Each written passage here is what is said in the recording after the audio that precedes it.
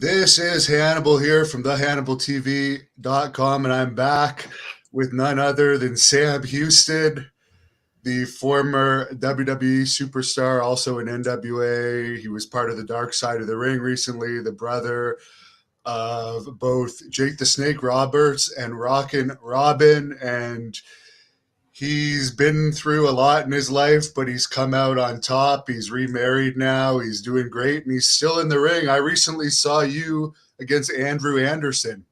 Oh yeah, up in New York. Yeah, that was fun. I had Black Bart in my corner.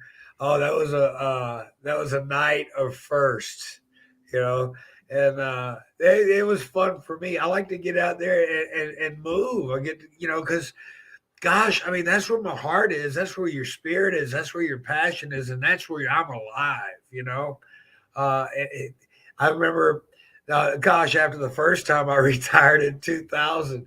I got in the ring in 2002. I had seen Steve Williams and all those guys at an event. I got in the ring to say a few words, and when I got in the ring, and my God, just the electricity going through my body, I had to hit the ropes a couple of times, and it didn't take long for me to get back.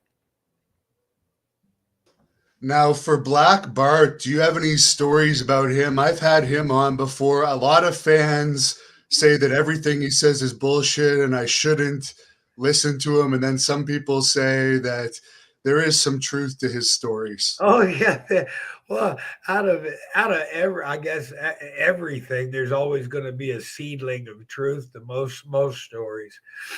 It's just the storyteller's own embellishment. Bart has a way of telling stories, but he's pretty spot on a lot of the stuff, on his facts and stuff like that. So and he's been there, but you got to remember, I've hit him in the head a lot with cowbells.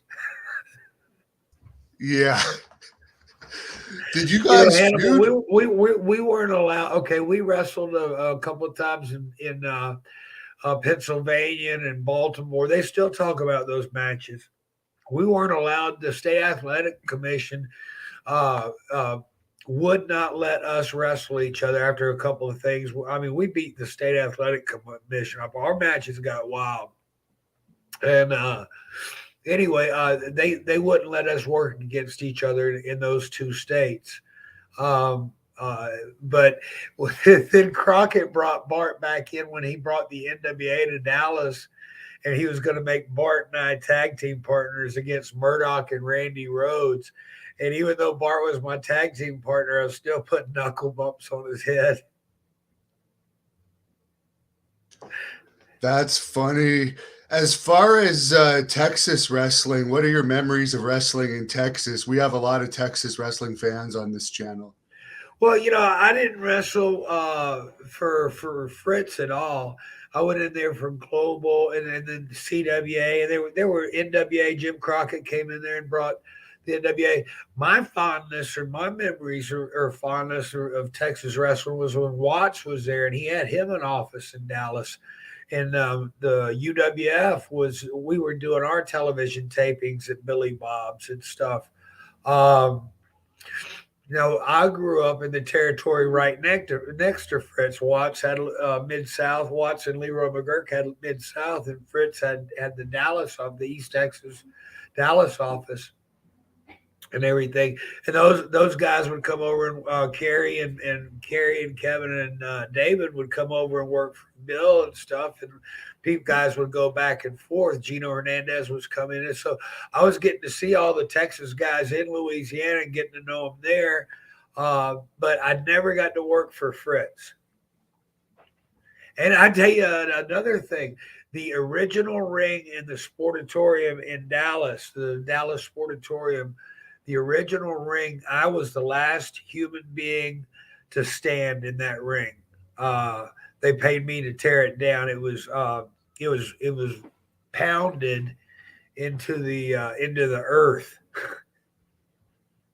I've got pictures of it. What are your memories of wrestling in the Sportatorium? That's a lot of people's favorite venue. Well, it was a great venue, but oh my gosh, it was the hottest place in the summertime and the coldest place in the winter. So, um, the building was set up really awesome. because it was like a pit. And you're going down, down into the pit or whatever. It was a good building for wrestling. Um, but and the I guess that's when Charlie Norris and I were doing our booking. We were being booked out of Texas through my dad, and we went to Japan 5 times, New Guinea, all sorts of stuff. We ran shows out of Texas and up in Minnesota as well. As far as the Von Erichs themselves, did you have much interaction with them over the years? Oh yeah, Carrie and I were real good friends. We were pretty tight. Um, we traveled together some for events, but I had met Carrie. I'd met those guys when I was, like I said, a teenager, 14, 15, 16, hanging in the dressing rooms and stuff, and picking them up at the airport and bringing them to the shows or what have you. Because I ran the ring crew for Watts. I was, anytime somebody needed a ride, I was the one they called. It was nothing for me to get a note in a classroom that says my dad had checked me out because such and such is broke down and needs a ride to Shreveport. So I get out of school at noon, jump into my car, go pick somebody up, Cowboy Johnny Mantel or somebody, Tom Jones, and drive them up to Shreveport so they can make the shot. Now, I know Bill Watts had the policy if a wrestler lost a fight to a fan, they would be fired. And we saw on Raw last night, I don't know if you saw it, but Seth Rollins was walking to the back and a fan came across the barrier, a short, fat fan, and actually tackled Seth Rollins, who is a multiple-time world champion, and took him down. And the referees actually had to save him from getting beat up by this fan. What would a guy like Bill Watts have done in that case? And what are your thoughts on that? Today's wrestlers not necessarily actually knowing how to wrestle. Yeah, I run into that a lot. Oh gosh, I first of all, I think everybody needs to learn the basics. Sit out, switch. Be able to take a leg, whatever. You need to have the basics. I've gone to some of these training centers now, and they don't teach wrestling at all. They teach spots and bumps.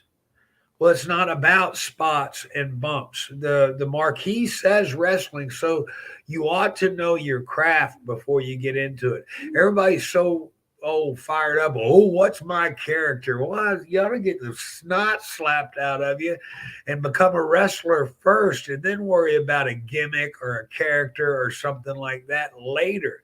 Become a wrestler first. And what's going to be believable is if you're an extension of yourself, if you just be you.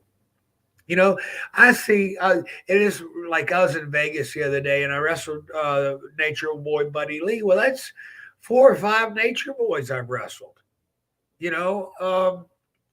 Buddy Landell was awesome. I'm not going to say Paul Lee was bad or anything like that, but nobody's Ric Flair.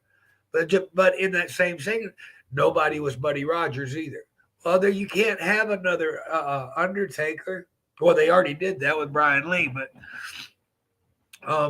but you've got to be your own. It's not about copying somebody out or else. It's about being unique. And did you ever have any? I'm sure you weren't attacked by a fan because you were always. I was once in Cincinnati. Okay. This little big dude, he was about 5'2", maybe weighed 110 pounds. 120 pounds. I was in the ring working with Jimmy Garvin. I'd had Jimmy Garvin back in the corner, and I jumped up on the second turnbuckle, and I drilled him a couple of shots, and I felt somebody hit me in the back. Well, I thought it was the referee, Kenny, telling me to get out of the corner. So I backed up, and I turned around, and he looked up, freaked out, and all of a sudden I turned around, and I see a fan in the ring. And I said, oh, you're about to get it. And when I went for him, that's when Bobby Eaton had swung down there and snatched him by the foot and dragged him out of the ring and carried him off. The police got there. And then, I said, well, he didn't hurt me or nothing like that. But, keep him locked up overnight, let him, learn from his mistakes. But I wasn't going to push the issue or file charges. I see. And as far as your personal amateur wrestling background, you mentioned that it's important for wrestlers to learn some. Who taught you a bit about shooting? Because I know in those days you'd get eaten up if Oh you yeah, didn't know how yeah, to you shoot. would. Well, see, okay, when I was a little kid, I was on the road with my dad all the time. So my friends weren't the kids in the neighborhood so much as they were the boys in the dressing room. I get to carry my dad's bag in the dressing room. Gives Danny Hodge, hey, come here, kid, blah blah blah. And he shows me things. They start boom, showing me things. And I learned it. I picked it up. Well, when I was in second grade, I joined a wrestling camp in Baton Rouge, Louisiana. The coach from Catholic High, the big prominent wrestling team in Baton Rouge, high school wrestling team. Coach Barrett Murphy was the guy's name. He did a wrestling camp one summer, a few weeks. So I signed up for it. Well, I go to the matches and I tell all my friends, Jim Shields, Danny Hodge, Herb Calvert, all these guys. Well, on Saturday morning, they didn't have TV taping. So all these collegiate wrestlers came to the wrestling camp. Well, the coach, he went nuts. Here's all these NCAA champions, AAU champions, this, that, and the other, Olympians. He said, and they're all here. So Coach Murphy really started training me, or helping me out real well, and then he let me work out with the high school boys. But I thought about it later, he's letting me work out with the high school guys, and these guys are helping me, are coming to work out with us and stuff. So, he did pretty well. But the guys, all the boys growing up, started teaching me to wrestle. And then I got on the wrestling team in high school. I was undefeated. I had ninth grade year, and then 10th grade. Um, I wasn't varsity ninth grade, but 10th grade, about 2 or 3 months into it, Joe Lynn had gotten kidnapped. So that kind of, I dropped out of all that stuff. Jake has talked about that story in detail on his WWE DVD and in other interviews. Could you tell us about that unfortunate situation? Well, I mean, unfortunately, like people are led to believe one thing. First of all, there was no blood in the trunk of the car. There were two cars used. 2 days before Thanksgiving, my sister, well, the day before, she'd got an altercation with her, what she believed to be was her husband's ex-wife. Now, with a private investigator that I've been talking to for the past years, and he's been going over these cases. He's told me, he's led me to believe that, well, that my sister's husband was still married to his former wife. So uh, more and more is coming out, and this private investigator is telling me that there's a chance that my sister's still alive. So I don't want to get too much into it, but Jake had said several times on interviews that there was so much blood in the trunk of the car that she couldn't have survived. Well, I was right there. There was no blood in the trunk of the car. So I don't know where he said he got the information from, but he was kept on the south end of the territory during when all that happened. So I guess he was getting his information from somebody else. I'm not really sure.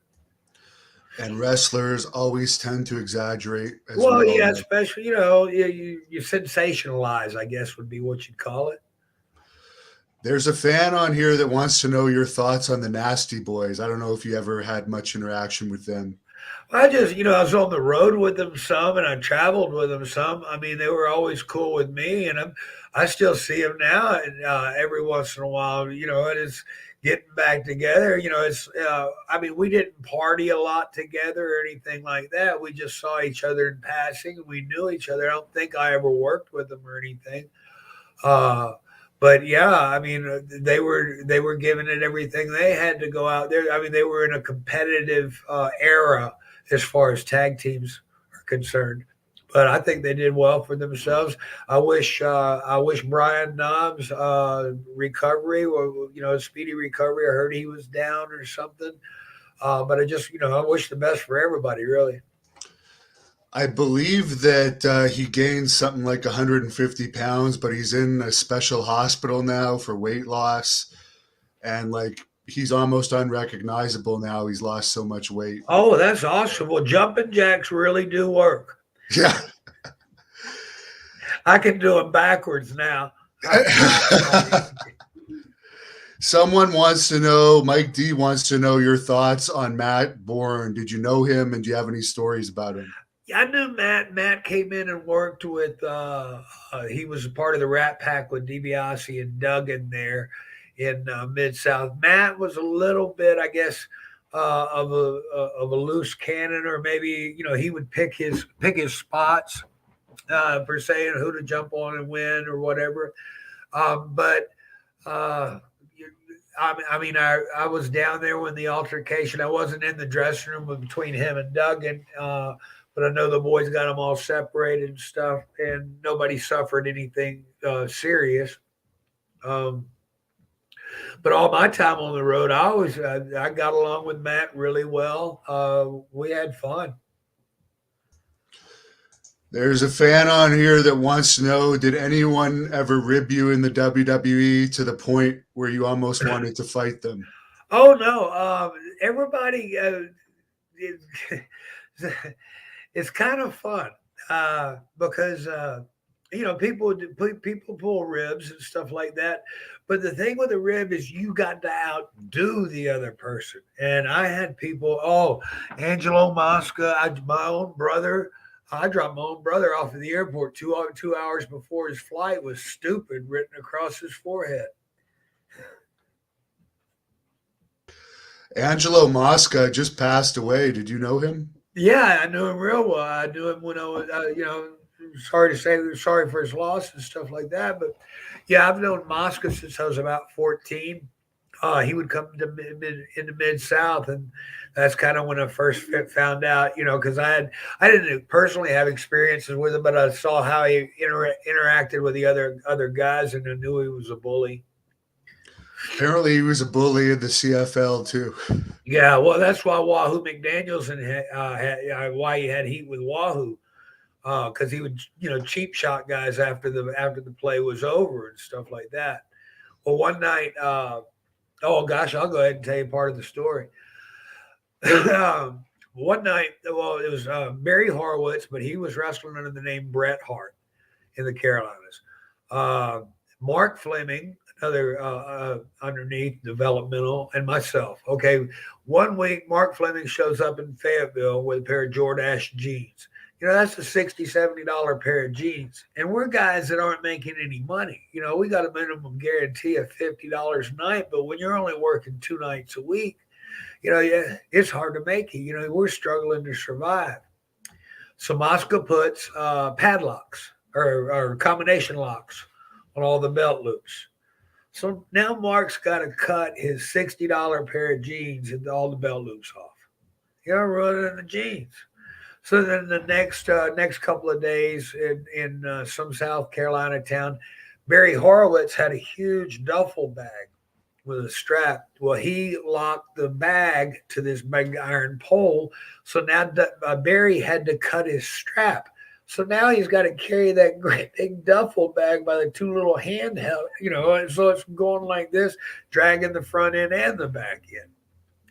And then I had a pair of, a few days later, I'd gotten a pair of eelskin boots from my mom for Christmas, and he put locks on all the pulls on all the pull straps. So I had to wear my wrestling boots home for 400 miles. That was okay, So I went to both Mark and Barry, and told them both. I said, I'm not going to sit there and take this. So y'all want in on it? They were like, no. So the first deal I did was with shaving cream, and I drove the guy nuts. He walks in the dressing room, sees shaving cream on his shower shoes, and laughs. Ha ha ha! Kid got me, you know. And he starts rinses his shoes off, starts talking about the Canadian Football League and blah blah this and blah. I'm already out of the dressing room because I got him good. So he takes his shower. Him and his kid, Mosca Jr. were tagging that night. So he takes a shower and he keeps talking. Well, he sits down and he goes to get a cigarette. And when he pops the cigarette pack, nothing happens. So he hits it again, nothing happens. So this time he hits it hard. A cigarette shoots out of the cigarette pack. Rufus Jones and Jimmy Valiant told me they were dying. And Tommy Young were, oh God, when they tell me this. So the cigarette shoots all across the dressing room and sticks to a locker.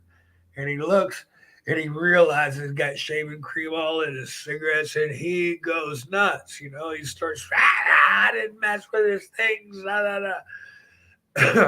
So he grabs another pack of cigarettes. I got both packs of cigarettes. So he's sitting there, he's all mad. Then he grabs his dip and I use that Edge, the green Winter Fresh stuff. And when I put the dip in his mouth, he started foaming and stuff. He went nuts again. Well, when he went to put his hand in his pockets with all his money and his wallet and his license and everything, shaving cream oozing out, all that. So the man had to go back and take another shower, clean all his stuff up.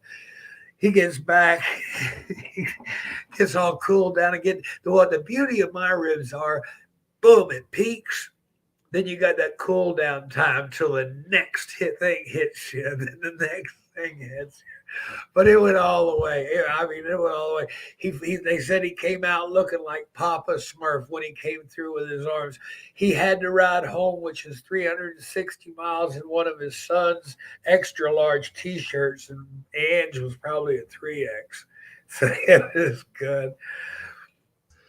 Now, there's a guy on here, Daniel, that wants to know if you have any crazy Iron Sheik stories. Well, gosh, I had to go get Grizz. So Jack Howe, the referee, didn't shoot him in Houma, Louisiana.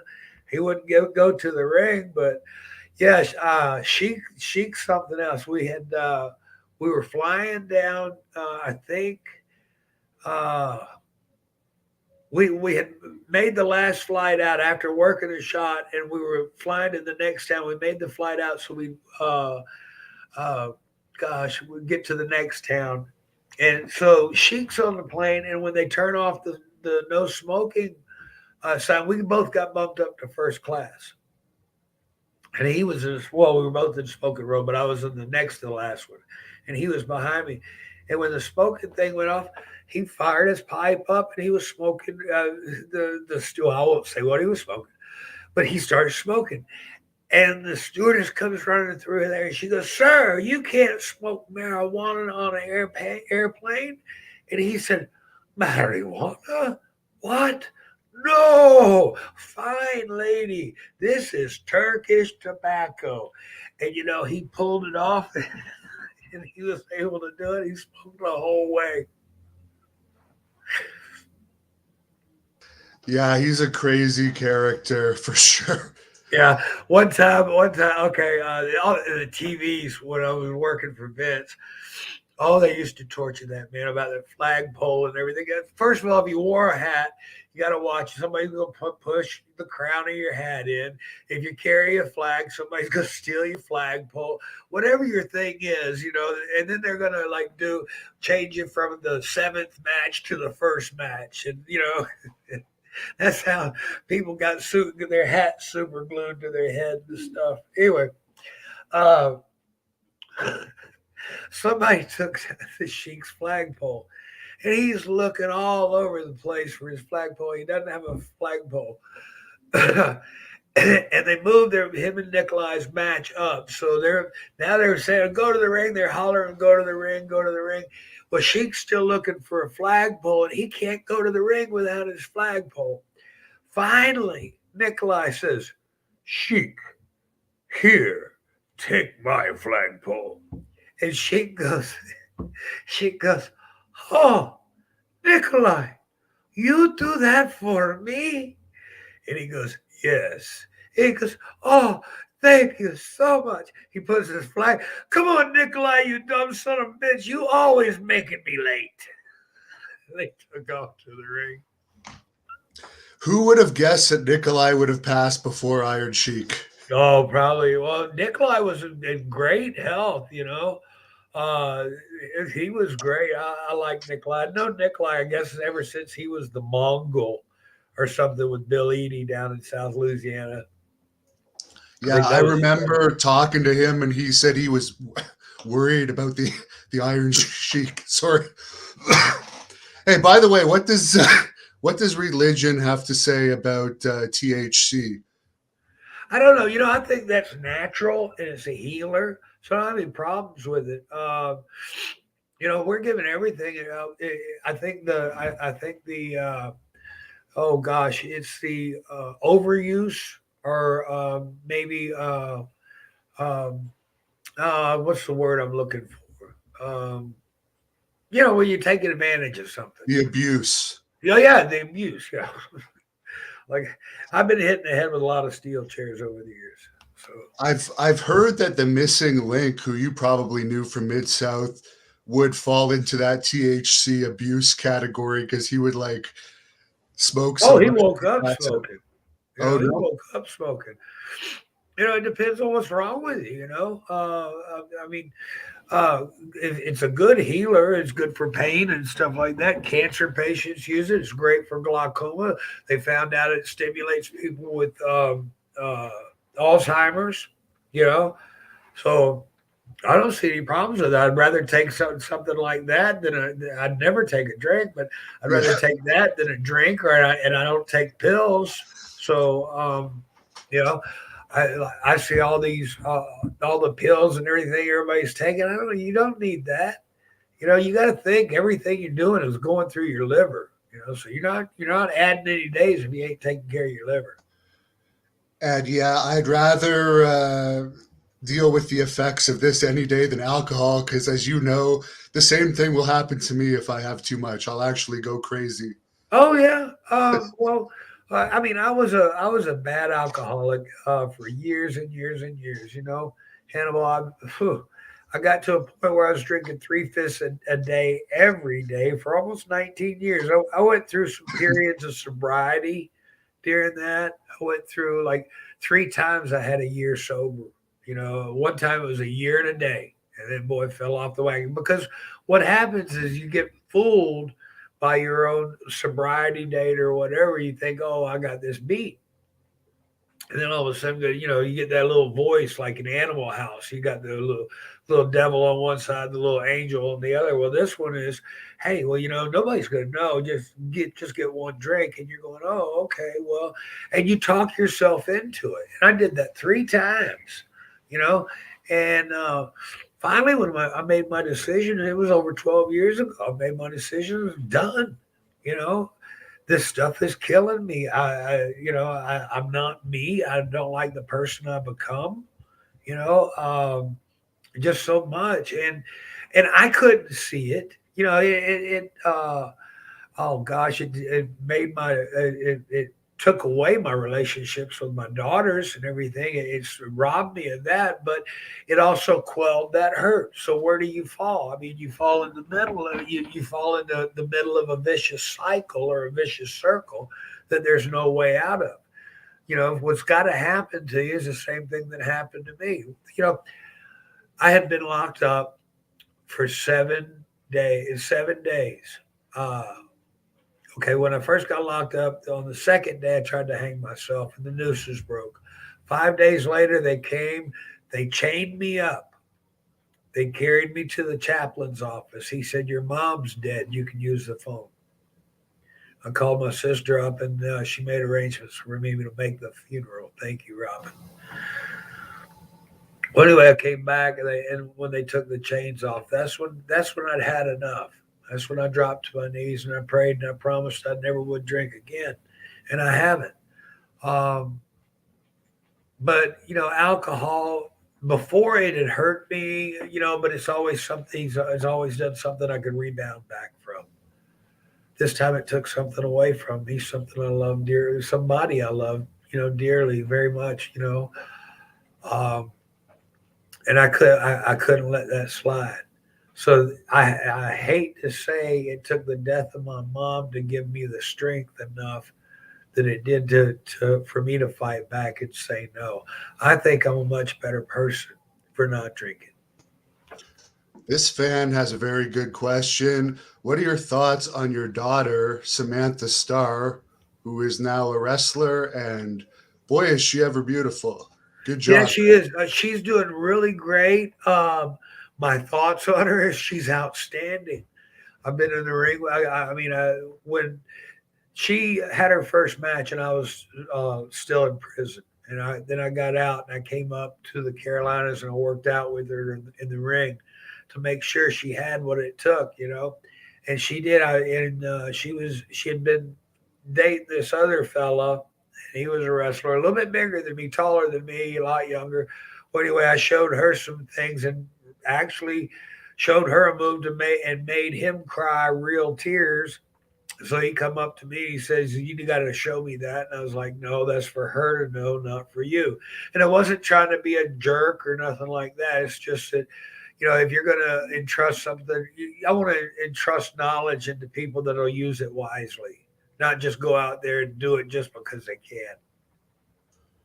Very true. A few How people. many people, like if you had a friend that was every time he had like 3 beers, he want to go put everybody asleep, you know? Oh, yeah.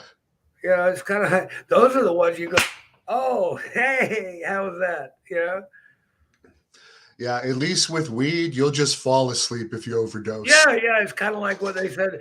The cop goes up to the guy at the stop sign and says, "What's the problem here?" And the guy say he goes, "Just waiting for it to turn green, officer."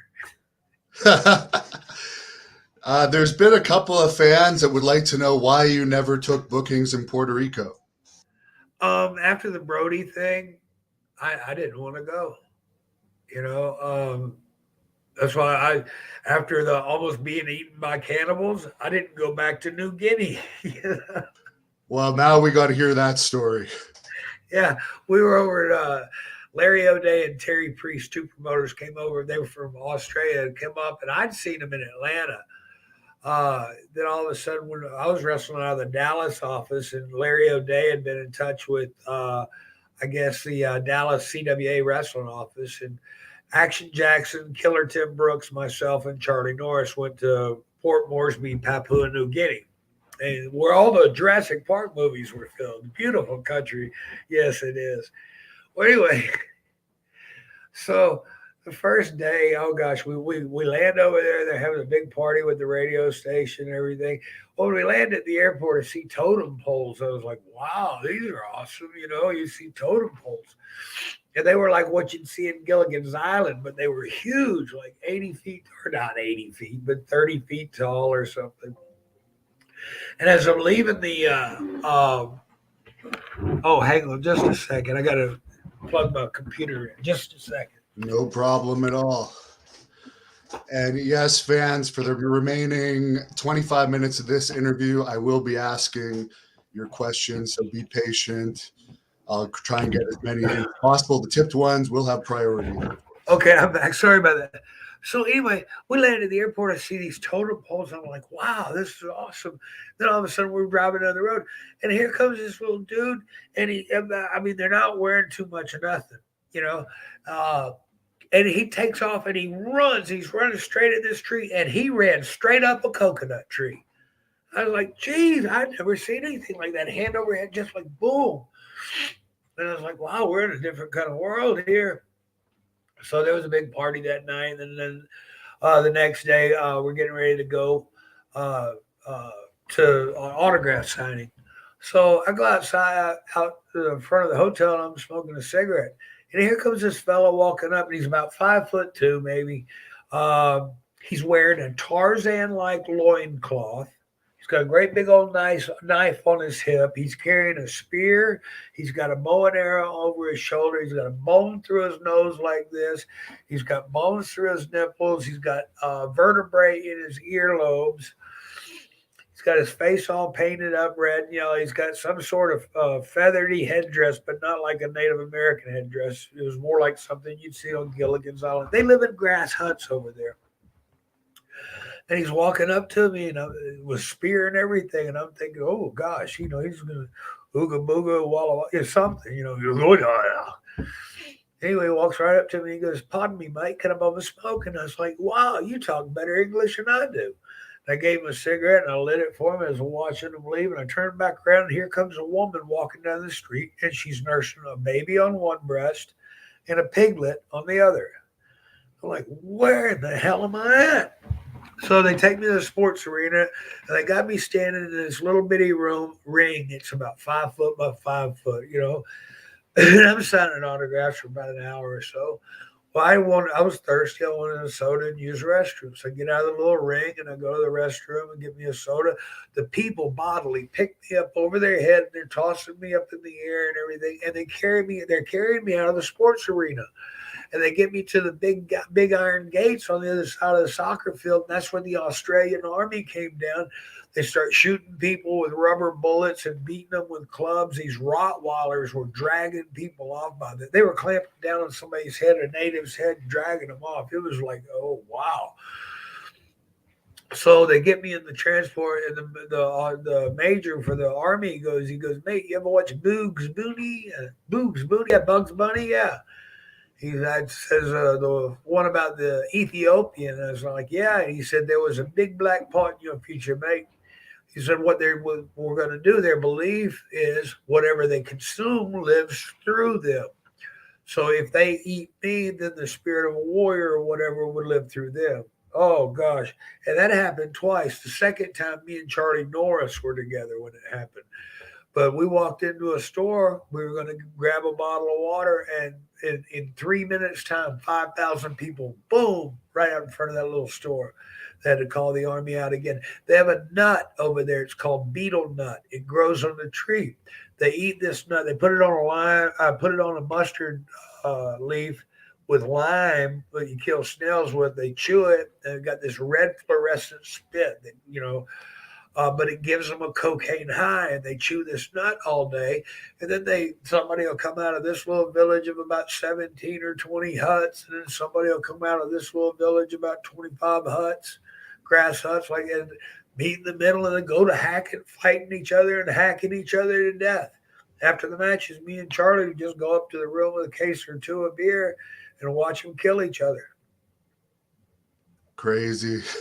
Yeah, we were brought over there by the Spear Cigarette Company, which the Spear Cigarette Company was an Australian company that they rolled the cigarettes in the Australian daily newspaper. The cigarettes were a dime a piece, and you could actually sit there and roll them and read the words written. They were killing the natives with the lead poisoning from the eek, a form of genocide, because the land was so fertile. Ridge Rigamust wants to know, he says you were getting a nice push in 1986, but it just stopped. It's almost like you pissed Dusty Rhodes off. Could you explain what happened there? Oh, yeah, I got married. I married baby doll. I actually heard Arn Anderson tell a story, and I actually sympathize with you on this, that the Horsemen had asked Baby Doll to get some food for them, and you got mad over that. No, because she asked me this too, and I was like, no, I don't remember that either. And I think, what's funny is in Atlanta, the boys always went to Simon Malone's anyway. So that story would have made no sense, because after the show, that's where all the Horsemen were going anyway, and they could get their own food. I don't know where the story came from. Maybe Arn remembers it different, but neither Nicola or myself remember that. But also, if that was my wife and some of the biggest players ever in wrestling are asking her to go out and run errands, I might be a little pissed off about that. Well, too. You got to look at it like this. She was just as big a player as they were. She was making, she was making, really good jack when she was up there. Well, she got paid $5 grand just for walking to the ring with Flair one night. Wow. Oh, I But meant come on players down. as in womanizers. Huh? I meant players as in they were known for being with a lot of women. Oh, well, that's that. Yeah, but half of that's probably all BS Exaggerated. anyway. Yeah. So wow, she made 5 grand for just walking Ric Flair to the ring. That's pretty good. Yeah, main event in Greensboro one night. Wow. Did Yeah. Sam ever tour Japan? Higgins Adventure wants to know. I've been to Japan 5 times for Yatsu's group, um, but they didn't bring me over there as myself. They should if they'd have brought the Renegades, Sam Houston and Charlie Thunderblood Norris over the Cowboy and Indian team. I think we would have done a whole lot better. But they brought us over there as the Geronimo Twin Powers, so I had to paint my face so you couldn't see what I looked like. They wanted me and Charlie. I guess, had us booked as twin brothers, two Indians. And then we get there, and I go to a magazine store, and the first magazine I pick up, there's an 11 full pages of pictures of me, except for two of the pages. There were two pictures of Shawn Michaels instead of me when he first started out in Mid South, and somebody got that wrong. But there was like 11 pages of articles and pictures of me, and they brought me in like this, and they didn't capitalize on who I was as far as NWA and everything else, or WWF. They didn't capitalize on who I already am. Sunset Moth wants to know your thoughts on being in Royal Rumble '88. How is it to be, and how was it being with your brother Jake? Oh, it was cool. I had fun. The first ever Royal Rumble. Come on, how many people could? Well, there's 30 other guys, and all of them can say that except the ones that have already passed. No, I had a blast. And what was funny was when I got moved from the maximum security disciplinary camp to the Class A trustee camp.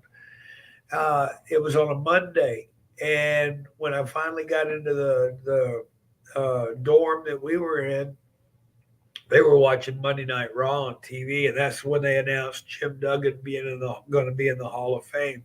And I was sitting there and I watched myself for about 4 seconds on TV. And it was cool. I was doing good for a couple of seconds there, and then there was about a second there. I was flying through the air, and there was about a second it took for me to splat on the concrete. And I got to tell you, Hannibal, it hurt just as bad sitting there watching it as it did when I initially took them up, because I think that was before we had too many mats on the floor back then. Yeah, now they don't have mat, or they do have mats not only on the floor but on the guardrails. Well, I seen that, and that's cool. They try to protect people and stuff like that, but hey, they didn't have that back in my day. Pulsar Lights wants to know, did you ever see Dusty Rhodes in the gym once? Oh gosh. Well, to be honest with you, yeah. Uh, we were I think we were shooting a video for the Road Warriors, one of their workouts. And Dusty was there. But here's a good one. When I first started in Florida, I ride with Dusty one morning, and we're getting ready to go to TV, and he pulls into the donut shop across the road, and he orders a dozen glazed donuts and a tab. Remember the 1 calorie tab? Yeah, Yeah. I remember that. Yeah. That's funny. We had a lot of fun though on the road, man. It's kind of funny, Hannibal. And I look back on it now. It's all true. At that time we rode across the sky on the edge of a lightning bolt. We were having fun everywhere we were going. We were doing great business. The work was hard, and yeah, some guys did get lost on the wayside. Oh gosh, you start leaning on something, either alcohol or some other substance, and then you get lost in that, and you forget everything, and then your reality is all distorted, and it takes you a while to to go full circle and get back to where you are or where you need to be. I mean, I don't know where I would be if I hadn't spent all that time drinking. I could have probably really been, I guess, way out there. Um, but I'm glad of my journey because everything that I've been through, I'm able to help others with because people can come up to me and talk with me, and I sit there and talk with them. I I'm not trying to be a celebrity or a superstar to nobody. I mean, that's just a pain in the ass to have to be an asshole to everybody. Who was the craziest partier you ever encountered in wrestling? Oh God. I don't know. Because you got so many, like the 50 Coors Light or 50 kamikazes and 50 Coors Lights, and then you got some guys that they get all deranged, and I've seen guys just take a handful of pain pills and pop them, and it's kind of like Jeff McCauley. 16 somas was okay one day, but 17 wasn't. Was too many the next day or whatever. I'm not sure if that's what it was, but from what I'm understanding, his was an overdose too, and he could have, it didn't have to happen. But I'm also of the belief that you know on this journey in life, oh gosh, we're given obstacles, and we're either going to overcome them or they're going to stop us.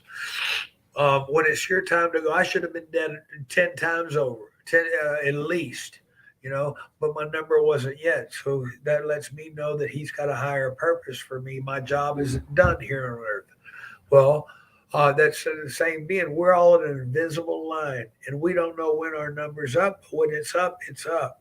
So we might live these incredible lives and go through these incredible things and be able to help other people.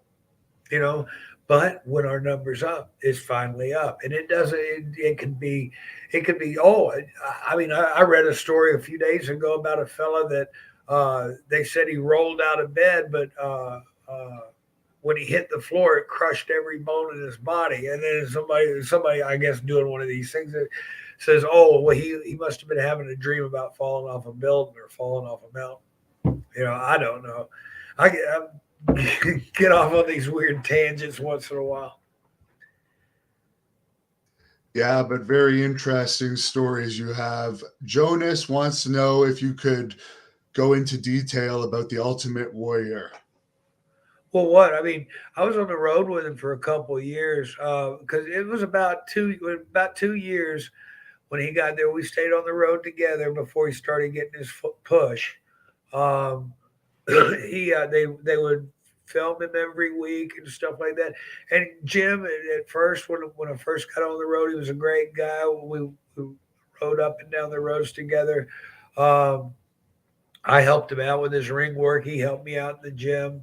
And but when I guess somebody got to him in the office, and that next TV taping, you see him, and he doesn't know anybody. He's holier than thou, or better than everybody else, and everything else. I guess he rubbed a lot of people the wrong way. After that, we were never the same. But then in WrestleMania, when he got inducted into the Hall of Fame, he did pull me aside. They had cameras and everything else. They're filming us talking, but I don't have anything to do with Vince's office, so I doubt that tape will ever see the light of day. But yeah, but he just wanted to get back together with everybody, and he was apologizing for turning out to be a jerk when he did. Very good. Did you see the Dark Side of the Ring on him? I'm going to No, assume. I haven't. And I mean, I watched the one on us, and it's kind of it hits you hard, you know. But it's like everything else. You've got to get through it. You don't sit there and waller in it. If you want to do that, then be a victim and sit there and waller. Well, by God, I'm a fighter. I'm going to get up and I'm going to push back, and I'm going to show you that I'm better than that. Yeah, I agree. You have a good way of staying positive. Well, it's all about encouragement. I want to encourage everybody out there. Do the best you can do. Be the best that you can be. Don't be second best. Who are you cheating if you don't give it your all? You're cheating yourself. You know? Well, oh, I don't like my surroundings. Well, get out and do something about it. Work a little harder. Spend a little bit more time doing something. Work on yourself. I mean, I see people all the time, and I'll go, "Do you ever think about looking at what when you walk past a mirror? Do you look in it? You know, because I know when I walk past a mirror, I look in it and I see that guy in that mirror. Do I like that guy? Is there anything that guy can do to better himself, to help? For health reasons, any kind of reasons. You know." And I want my health. I want to be healthy, wealthy, and wise, all that good stuff. Definitely. What was the hardest part about being on the road back when you were doing those long tours for WWE? Oh gosh. Well, it's probably, like if you were hurt or something, you had something wrong with you, you're just trying to nurse it through. It's like every step. I don't know how, like stretched knees or hyperextended, different things. Your shoulder popped out of place, but you got 4 more or 5 more days to go, and you're hoping you can get some relief somewhere. I never will forget Andre. Uh, his ankle was messed up and my knee was hurt, and he had this doctor come to the show special for this, and this guy had, I don't know what kind of gizmo this was. It looked like a great big test tube thing with this iron bar going through it, all this electricity. This guy was doing some sort of procedure on Andre's ankle, and he got finished, and Andre didn't have any pain in it and everything. Then he told me to sit down, and he told me the doctor was going to do that to my knee. And I tell you what, I don't know what that doctor did, but he did do a good job. I didn't have any knee problems for a while there, you know. Now, your wife might be in the room, but somebody's asking if you have any ring rat stories that you could share. Maybe not necessarily from you, but maybe something you've witnessed. Oh, well, I mean, they were all over the place. I mean, I've seen it all. Nothing surprises me anymore. Um, you know, and I don't know. I mean, it's not up to me to like divulge anybody else's stories or anything like that. But yeah, I've seen it all, and God bless them. They're people too. Yeah, and I hear they would actually like do your guys' laundry and Oh buy yeah. food and stuff too. Well, So yeah, you get right, rides. You get people pick you up at the airport or pick you up at the towns. Get people rides. There was one lady used to bring cookies and lemonade to all the guys. And I figured then there was one of the boys that she didn't like, and I think that was the one that ended up with the X-lax in the cookies. Hurricane Maverick wants to know what your all-time worst injury was. Being paralyzed. Blew out my neck. C4, C5, and C6. They're all one thing fused together now, and it's done that over time.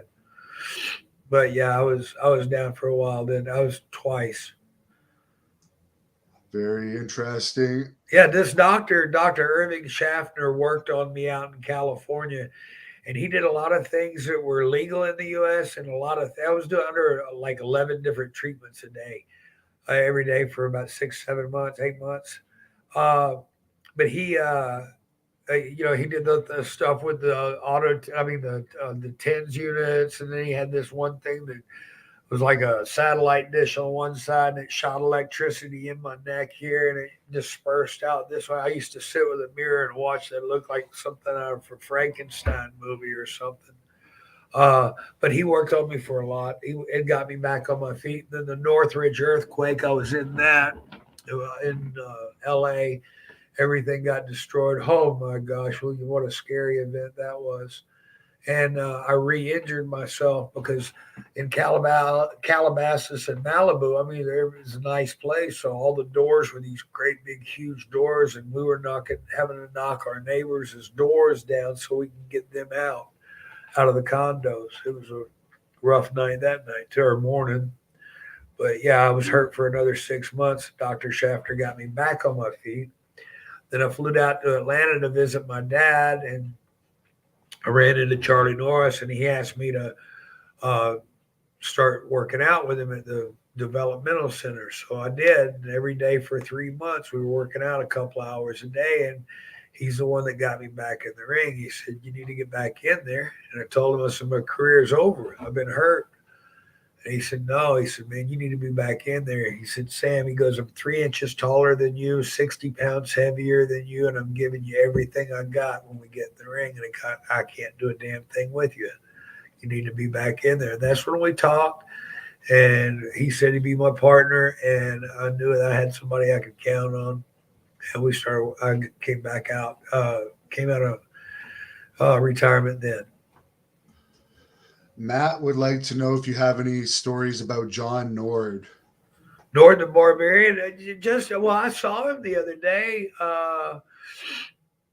Right? Yeah, we saw John at the big event. I didn't spend a lot of time. I was already gone from New York when he got there, and I was in. Oh gosh, I wasn't really around much when Nord and Jake were tag team partners. I didn't know him very well then. Uh, I came. I don't know where I was, but I met him a few times, and we worked on some shows in Minnesota with him and everything. I don't have anything that really stands out like crazy or anything like that. All I do know is all the dealings I've had with the guy. The guy's been straight up, honest, and tells you what he wants, and that's what you get. Last fan question for today from the brother man. He says, hello. He loved your career. What do you think about today's wrestling in general, WWE and AEW? Well, in general, they've lost something. They think it's all about bumps and stuff. They don't put the story. There's not a story in a match or anything. Nobody wrestles anymore. That's one of the things that's wrong with it. They spend 15 minutes on the mic talking, trying to get you to believe some BS hype, this, that, and the other. When that's not what you wanted to see in the first place. You tuned in so you could see action. Of course, they can't show you just action, but you've got entrances to work off of, this, that, and the other, interviews. But it seems to me like they're trying to push, I don't know, fakeryism to the limit. You know, they need to just settle down and let the guys go at it. AEW. My only thing problem with them was during their tag matches. They didn't. Everybody's making saves every time you turn around. Well, how can you have a tag team match if nobody adheres to the rules? You don't have to get tagged in to do anything. It just doesn't make sense. It's like a Texas tornado match going on at all at the same time. What advice would you give to wrestlers watching this to help improve the product overall if they're an indie wrestler watching this? And what would I tell them? Yeah. Slow everything down. Slow down. Grab a hold. Learn your craft. Watch guys that are good. Model yourself after something like. But you don't steal every move or anything like that. But guys like Ricky Morton, guys like Kurt Hennig, guys like Tully Blanchard, Flair, believable, credible guys. Study those guys, and then come up with your own style out of that. Uh, get to a place get to a gym if you're wrestling or whatever. Get to a gym. Treasure and value that time you spend in the ring. This is something for you to work on yourself. If it's your passion and your dream, then God damn it, get out there and grab that brass ring. Sorry. What do you think about John Moxley going to rehab for alcoholism? I'm happy for him. I hope it works. I got to be honest with you though. The 28-day rehab is 1 out of 100 is going to get it. You know, if his was anything like mine, I mean, I went through 11 different rehabs before I went through a 9-month program that I got any help out of. Well, it's been a pleasure talking to you again. You want to remind the fans here where they can follow you on social media? Yeah, man, check me out. I'm at Sam Houston Fan Nation. I've been wrestling with the PWA out of with PWAOhio.com. Been wrestling out of there some, doing great things there. Gonna check into that one. All the fans in the area, the Ohio area and stuff. Check me out when I come through town. I'm on Facebook, Michael Sam Houston Fan Nation. Really, just if you want to, please go ahead and type it up into Facebook and join the group. And you get updates on me, and my wife and I keep very close eye on my account, so I just know what's going on out there with folks. Well, thanks again for the stories. We'll have to have you on again because the Definitely, fans like talking to you. yeah, I'd love to, man. Whenever you're ready, just holler at Will and let me know what's going on, my brother. Great. Well, I'll let you close this off with whatever you want to tell the fans to shut this down. All right. Well, hey, wrestling fans, thank you very much for giving me the opportunity to come out here and tell you a little bit of my stories and a little bit of my side of what's going on. Keep your ears tuned in to Hannibal TV. I mean, I love coming out here and talking with you. Uh, Keep God first in your heart.